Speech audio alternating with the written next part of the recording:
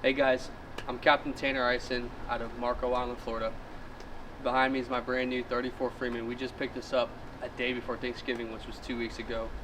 I haven't got the chance to do a walkthrough video, which I wanted to do on this boat since a lot of people don't have these, but they're so curious on them. Starting in the back, we went with the new V10 400s by Mercury. I used to be a Yamaha guy and ran Yamaha my entire life, but the reason why I didn't go with them this time is because, one, they don't make a perfect engine for this boat.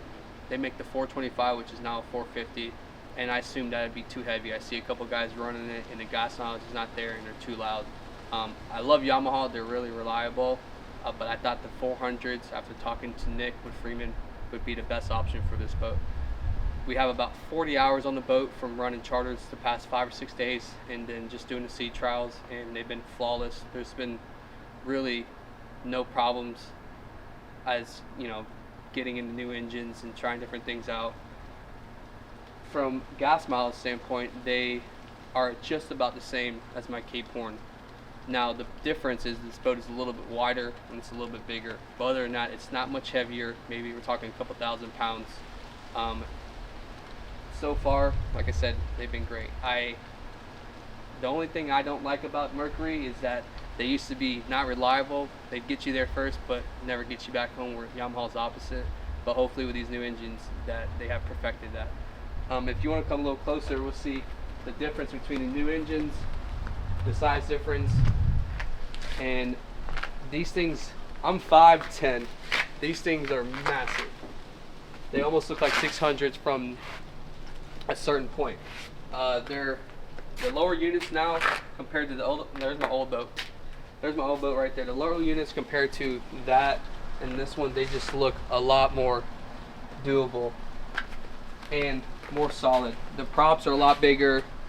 The engine is just super quiet. You have an exhaust mode where you can open and close the valve, which is nice, but I don't care about all that stuff. I more care about fuel economy and getting me home and getting me there and getting me back. Okay guys, we're gonna jump up in the boat. We're gonna start to the bow and work our stuff all the way to the back, and I'm gonna go through every hatch, go through everything and how I laid my boat out and what I like about the boat, and there's not one thing I don't like about the boat. So we'll jump in the boat now and do that. So on this boat, I went with the classic look. I love the powder coating look, but in the long run, I don't like what it does, and it starts to chip and stuff. We use these boats all the time. So we went with a anodized aluminum, which I think looks better in the long run, because it always looks newer rather than the powder coating, which looks great in the beginning and then it starts to fade out or chip up. I did a light gray underneath to somewhat match the upholstery on the boat.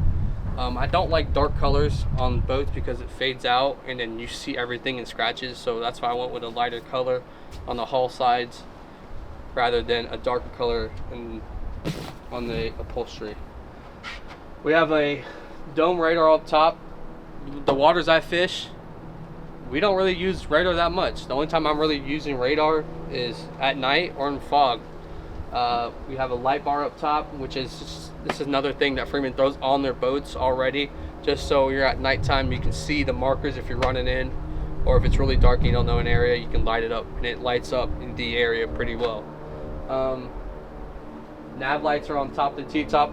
Another cool thing they do on these T-tops is that they integrate these lights all around the bottom of the T-top. So when you're out fishing at night, you can light this boat up from front to back and have light every spot on the boat. Alright guys, we're up in the bow now. So in this boat we got 2 anchor lockers. I'm actually going to set up a windlass on this boat that comes up through the top of this right here and out, and it's going to be an anchor drum for the commercial fishing I do. It's better than the traditional windlass that they throw on these boats from my standpoint, because I'm pulling the anchor a lot. I do a lot of bottom fishing obviously. So we have 2 anchor lockers up here, and the fit and finish on this boat is unbelievable. They finished out almost every locker in this boat but one locker. There's so much room in here. I don't have anything in here right now since it's brand new, and I'm not going to throw anything in it because this is all finished. So I want to put layer something down right here, like a pad or something, so I don't scratch that up. But this is just the front of the boat right here. There's 2 anchor lockers. You can have 1 anchor for a claw anchor, then you can have a sand anchor. You can have 1,000 feet of rope in this front locker if you wanted to. Starting in this locker, this is more for just miscellaneous things, like I throw life jackets in here. My actual anchor from the other boat is in here, but you can see there's, I believe, 10 life jackets in here, and then I have an anchor which is underneath the anchor ball on that side. This is not finished, so this is why I throw the anchor for now until I get everything how I want it in this boat. But there's plenty of anchor. There's 1 anchor there and probably 300 foot of rope on there, and then another 30 foot of chain. There's that locker. This is probably the best thing on this boat right here, other than the wiring, which we'll get to, is this coffin box. This thing, and camera, it might not look that big, but I'll show you comparison how big it is. I'm 200 pounds, just under 6 foot, 5'10", 5'8", maybe 5'9", and it's massive. So you can throw a lot of fish in here, you can hold a lot of ice. And the really cool idea about this too is this drain right here. So since this is a cat, this drain on this boat, you pull this plug out, anything in here goes straight to the bottom of the boat, right into the water. Or, you know, it doesn't go into the bilge like your monohull, but on a cat, you know, there's nothing underneath this, so it drains right out, which makes it easy for cleanup. Right here is another large storage or another ice box to keep more ice, or if you have larger fish that can go in the coffin box, you can lay them up in here. This is insulated. I haven't yet to use this yet since the boat is so new, so we will start using it when we do our long range trips. This drains, this actually drains straight out of the boat. This doesn't drain into a bilge area or anything like that. This one is different from the one under there, but it drains right outside of the boat. So you have to plug this one if you have items in here. So we'll just go to this locker right here. And this is just another storage. So this is another storage. This will actually take me to my sonar and then my bilge. But you can see I'm sitting in this one. You have so much storage in these boats. You can bring whatever you want. You can load it down. It makes it so nice. You don't have stuff laying over the deck, which I hate. So you got a locker right here, 2 lockers, bilge, and then you have access to your sonar or your transducer. So we'll go to the other side of the boat, and it's pretty much the same thing, but I'll just show you anyway since we're already up here.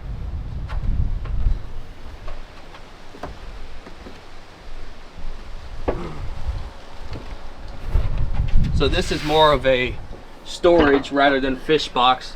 This gets a little bit deeper, and I'll show you. So this is where we put all our bean bags after we got done running offshore.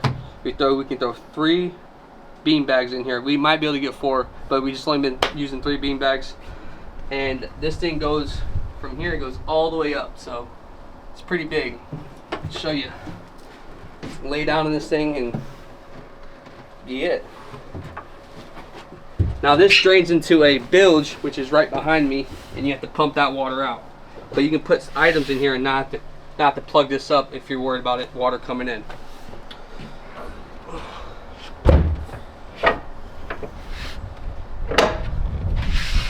This will be quick. This is the same exact thing as the other side, sonar, and then your front bilge, as you would say. So on this boat, I think there's 16 speakers. It's called over-the-top sound system, or over-the-top stereo from Freeman. They have, I want to say, it's either 4 or 6 subs, and then the rest are all speakers, and they're all over the boat. The sound system in this thing, it's almost too loud. Coming back to the console, so I went with Garmin. I've always used Garmin my entire life. These are 86 17s twins. I love my Garmins. They're super friendly. I know in and out. Simrad, they asked me if I want to do Simrad. I'm not knocking on Simrad. I'm just not familiar with them like I am my Garmins. So we have on this boat, you don't really need trim tabs on a Freeman. I mean, it's nice to have them if you get in a head seat. That's pretty nasty, but we have a zip leak system on this, which is pretty new. So to use this, you can just scroll down. If you want to put the tabs down, scroll down, put them back up. Left trim, right trim. Real simple. Then you have all our switches for all our electronics. Fusion head radio, 2 VHFs, Mercury power throttles, and then we have another Optimus steering. This is a little glove box, makes it nice to put wallets, phones, and gloves in. Sweet. Alright. Another thing that Freeman does is really nice. So when I get up here, I got autopilot on, and I'm in a head seat, or if I'm just going anywhere and I want to change my direction, I just pop this little thing off, sit here, I can turn the whole boat right here without have to going forward to the dash. It's just another thing they think of for fishermen. You know, when you're up in the seat and you want to get down, just change the boat from right here. I love that idea. Alright, let's go inside the console and I'll show you the work of art.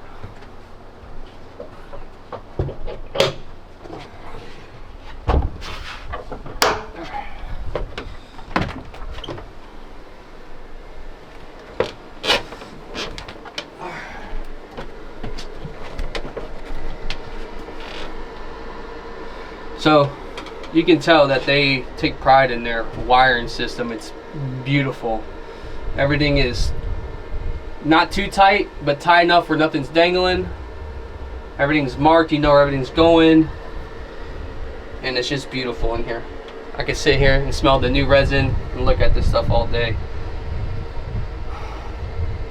This console, it's not the biggest console, and obviously you can't go down because it's on a cat. But for the room you lose in here, you make up with it inside the side apartments on the boat. Alright. Going on back. So coming back right here, we have 2 coolers. They're both individual coolers, which is nice because we can have our separate waters on one side, drinks on the other, food one side, drinks on the other. Also comes with a leaning post right here, so you can sit back and relax when we're running to the fishing grounds. Alright. So it's obviously the same thing on both sides. This side and this side, we both have Livewells right here, which I can't remember what the size they are, but they're pretty massive. I hardly use these yet since it's so new. But if I do use them, it'd probably be to hold ice rather than bait, because this Livewell right here is more than enough. If I mean more bait than this, then I have too much bait, I think. So that's the same as this. I'll show you. Nothing different. And you might ask why they do the color of the Livewell blue. It's so when you get the bait in there, if the color of the water is not the same as what they just came out of, the bait kind of goes crazy. The blue is to ideally calm the bait down when they get in the Livewell, which I think it helps, but I'm not a fish, so I don't know. But anyways, we're gonna go to the bilge area, which is once again perfection. Everything's finished down there. This is our bilge area, one of the bilge area actually. This side actually has our Livewell pumps on it. We also have these right here. This is to drain the Livewell from right here. You can set it up where it's gravity fed, or you can set it up if you're sitting still and you have water in here in the Livewell in front of me. You can set it up and you have a pump that pumps the water out. Then you can close the valve off and no water will go into here. So same thing on that side. There's no difference, but I'll just go ahead and show you.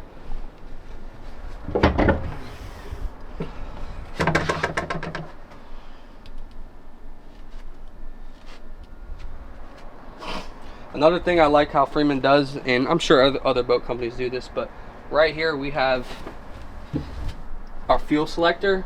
We can set this to run both engines off one tank, or separate the tanks, or vice versa, or you can turn your fuel completely off.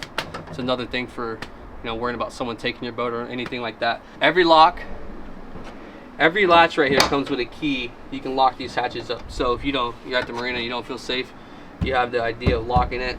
You don't have to worry about it as much. Going to the transom, we have 2 little boxes right here, one on each side, which we use for trash, or we put our bait in there when we're running spot to spot so it'll blow out.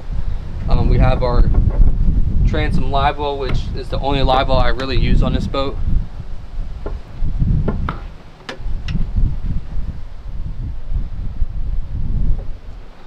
And if you notice in these Livewells, there's no plug, there's nothing like that. They have this system set up so when you put bait in there, you have to go down on the side of the bilges and shut the valves off so you can pressurize these tanks, which makes it great because, you know, your bait's not splashing around. You don't have to worry about a plug coming out. You don't have to stick your hand down there, get your whole arm out to pull a plug out.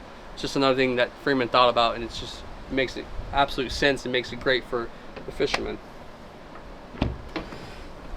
So another storage locker right here in the transom. Got a little bit of boat soap and then one of fillet knives. So going back to the rod holders and cup holders, there's rod holders and cup holders all the way around this boat. As you can see, there's almost a cup holder for a rod holder. We have rod holders and cup holders on each side of the boat. Same as that side. We have more cup holders right here for drinks, more cup holders right here, and then we have a couple up here in the console. Put this down, put these down, and you're living lavish on this boat. I gotta say one thing about these boats is that they have thought about every single thing you can think of when it comes to fishing. I grew up fishing. I don't think there's one thing on this boat I would change that I don't like. I mean, it's perfectly how I would build a boat for fishing. Everything is in the right place. You got gaff holders on the side of the boat right here, out of the way so your gaff is not sticking up out of the way. Put those aside on both sides. Just spectacular. Rod holders on all sides of the boat, cup holders, big coffin box for the fish. The storage it's unbelievable. I'm just happy to have a boat like this. I never thought I would have something like this until I started working and started fishing. Yeah, like I said, there's nothing on this boat I would change. It's exactly how I wanted it. So I gotta say thank you to Nick and Freeman for building a spectacular boat. I pull out drawers on each side, then tackle boxes right there. Freshwater fill up, which I rarely use unless I'm going to the beach or my dad wants to fill up fresh water so he can rinse his hair off, or for the girlfriend. And on this side it's the same thing. We have the other side of the tackle storage, which is just more tackle for us. And then here is your hose for the freshwater rinse down, which is right in here. I can get it out. I don't think I've used it yet. No, I did use it one time. Sprays out, shoots fresh water out. And what's cool is that it's on a retriever, so you can pull all the way out. Comes out to like 20 feet, and pop it back in, and it'll suck it all the way back in for you. All set. All right, guys. If there's anything you would like to see too, you can always comment and let me know, and I'll show you. Or if you want to see numbers on the engine, which I'll have coming shortly on this boat, or if you'd like to do a charter on this boat, you can always reach to me directly or visit my website, Real Deal Fishing, Southwest Florida. Thank you for watching. Is that your favorite spot on the boat? Yes.